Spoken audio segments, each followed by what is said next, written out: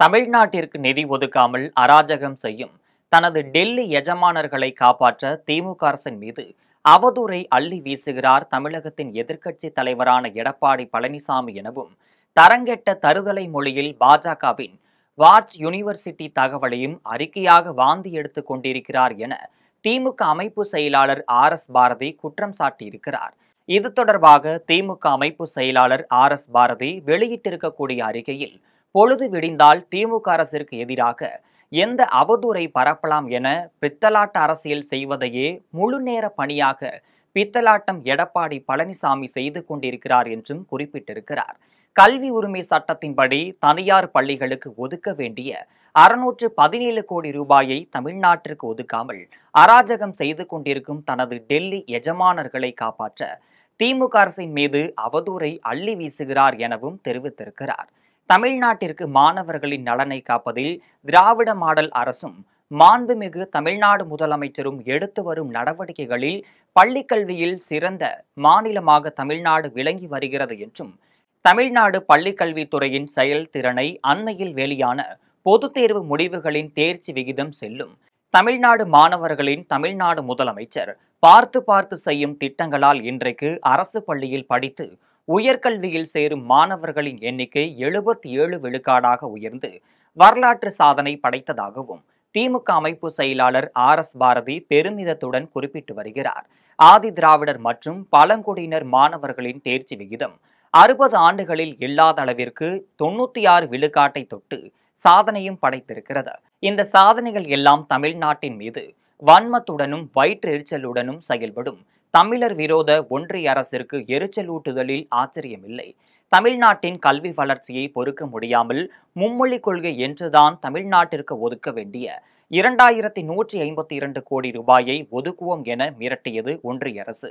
மிரட்டலுக்கு அஞ்சி அடிப்பணிய இது ஒன்றும் மானங்கெட்ட அடிமை அதிமுக ஆட்சி அல்ல. தமிழ்நாட்டின் உரிமைகளை காக்கும் மானமிகு முத்துவேல் கருணாநிதி ஸ்டாலின் அரசு அந்த தொகையையும் மாநில அரசு ஏற்கும் என அறிவித்து மாணவர்களின் கல்வி உரிமையை காத்து நின்றது என்றும் தெரிவித்துள்ளார். தமிழ்நாட்டிற்கு எப்படியாவது நெருக்கடியை தந்து தமிழ்நாட்டு மாணவர்களின் கல்வி கனவை சிதைக்க வேண்டும் என்னும் நோக்கத்தோடு கல்வி உரிமை சட்டத்தின்படி தனியார் பள்ளிகளுக்கு வழங்க வேண்டிய 617 கோடி ரூபாயை தராமல் இழுத்தடித்து வருகிறது ஒன்றிய பாஜக அரசு. இது குறித்து பல்வேறு நிலைகளில் வலியுறுத்திய போதும், தலைமை செயலாளர் மூலம் கடிதம் அளித்துள்ள போதும் அமைதி காத்து தனது தமிழ்நாட்டிற்கு எதிராக தனது சதியை நடத்தி கொண்டிருக்கிறது.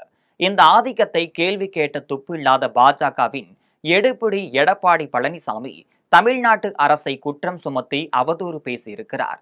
தரங்கெட்ட தருதலை மொழியில் பச்சை பொய்களை அறிக்கையாக வெளியிட்டால் அவை உண்மையாகி விடாது என்பதை அறியாமல் தமிழ்நாட்டின் எதிர்க்கட்சி தலைவர் என்னும் பொறுப்பில் இருக்கும் கொஞ்சமும் தகுதியற்ற முறையில் பாஜகவின் வாட்ச் யூனிவர்சிட்டி தகவலை அறிக்கையாக வாந்தி எடுத்துக் கொண்டிருக்கிறார் தொடை நடுங்கி பழனிசாமி.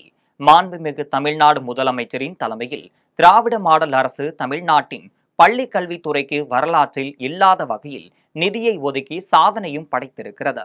தமிழ்நாட்டிற்குரிய கல்வி நிதியை ஒதுக்காமல் மாணவர்களின் கல்வி உரிமையை சிதைக்க துடிக்கும் தனது டெல்லி எஜமானர்களை கேள்வி கேட்க முடியாமல் தொடை நடுங்கி கிடக்கும் துரோகி பழனிசாமிக்கு துணிவிருந்தால், உண்மையில் மாணவர்களின் நலனின் அக்கறை இருந்தால் ஒன்றிய அரசை நோக்கி கேள்வி கேட்கட்டும் என்று திமுக அமைப்பு செயலாளர் ஆர்.எஸ். பாரதி சவால் விடுத்திருக்கிறார். அமைச்சர் பெயர் முக்கியமல்ல, செயல்தான் முக்கியம் என தனது ஆட்சியில் விளையாட்டு மேம்பாட்டுத்துறை அமைச்சர் பெயர் கூட தெரியாமல் தான் விளையாட்டுத்துறை செயல்பட்டது என ஒத்துக்கொண்டிருக்கிறார் எடப்பாடி பழனிசாமி. இன்றைக்கு விளையாட்டுத்துறையில் இந்தியாவை அல்ல உலகத்தையே ஏற்கின்ற வகையில் புகழ் இருக்கிறது தமிழ்நாட்டிற்கு. இளைஞர் நலன் மற்றும் விளையாட்டு மேம்பாட்டுத்துறைக்கு 2021-22ஆம் ஆண்டில் 225.62 கோடி ரூபாயாக ஒதுக்கப்பட்ட நிதி ஒவ்வொரு ஆண்டும் படிப்படியாக உயர்ந்து நடப்பாண்டிற்கு 572 கோடி ரூபாய் அளவிற்கு உயர்ந்தும் இருக்கிறது. இதன் மூலம் விளையாட்டுத்துறையின் உட்கட்டமைப்பை வலுவாக்கி தமிழ்நாட்டு இளைஞர்களின் திறனை உலக தரத்திற்கு வளர்ந்து வருகிறது திராவிட மாடல் அரசு. விளையாட்டு வீரர்களுக்கு வழங்கப்பட்டு வந்த ரூபாய் 25 லட்சம் ஊக்கத்தொகையை ரூபாய் 30 லட்சமாக உயர்த்தியதோடு இந்த திட்டத்தில் பயன்பெறும் பயனாளிகளின் எண்ணிக்கை இரட்டிப்பாக உயர்த்தப்பட்டு இருக்கிறது.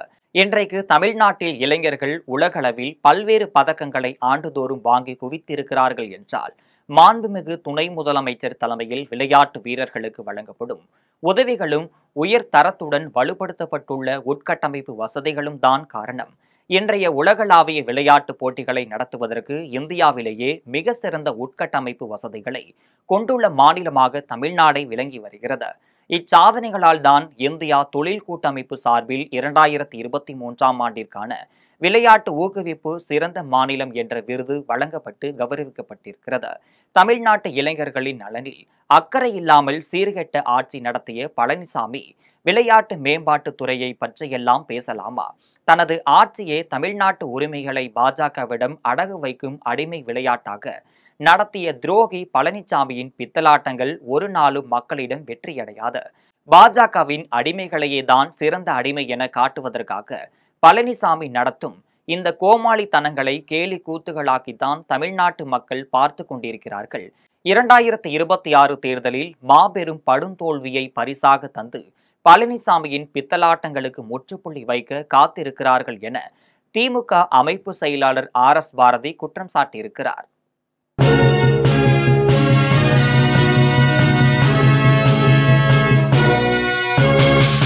உடனுக்குடன் அப்டேட் தெரிந்து கொள்ள ஜெம் டிவி தமிழ் ஆப்பை இன்ஸ்டால் செய்யவும்.